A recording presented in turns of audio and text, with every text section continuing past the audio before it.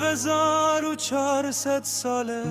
لولات من انفاله سر و مال و ناموسا من لدجمنه من هلاله ای خدای شب و روشن بلا بس بنو درد جان اف دین اگر دین تیه که کر حواله خون مجان از لولات خوابه سوچ رسواد بم ده توزم به فتوایا مزگفتاده ده خونا خود دیگه بزم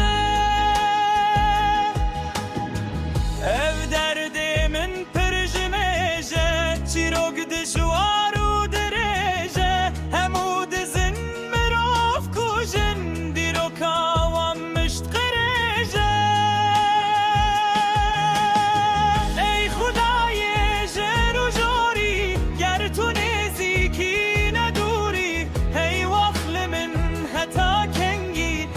کتک و ظلم و زاری ای خدای شعر و جاری گر تو نزیکی ندوری ای وفل من حتا کنگی او کتک و ظلم و زاری جنگوره و سال و زمان کشت موان درد و خمان اون گدای و دنیای نو ناموس جیمن نمام از رات قاندم در بدر لسر سر من جنگ و شر من دکوجن هم دبیجن سلوات لسر پیغمبر لاسلام زو پیدا بوم هم شاگرد و هم سیدا بوم جهنگ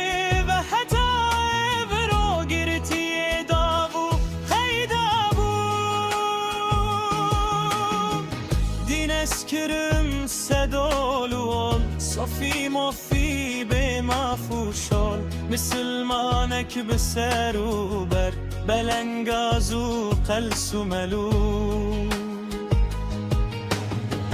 ای خدای شیر و جاری گر تو نزیکی ندوری هی وخل من حتا کنگی او کتک و ظلم و زاری ای خدای شیر و جاری گر تو نزیکی ندوری هی وخل من حتا کنگی او کتک و ظلم و زاری اسکو همه گرک هبم گیای ولات خوبم او هوارا من روایم حتا کنگی آواره بی دخوازم وکوان آزاد بم بی دولتا خودل شاد بم هم دوست و حوالی وان بم نکم تره کس جوان بم با چه دیله وی دردی بم تم بندسته وی اوی بم دخوازم از افندی بم نکوله کسک دی بم راستی و راستی خوشه اف درد من درد کرشه هرچی من گوت و از بیجم درست و زلال و گشه ای خدای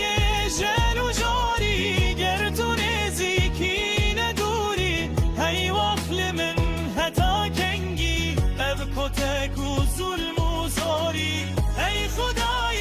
شیر و جاری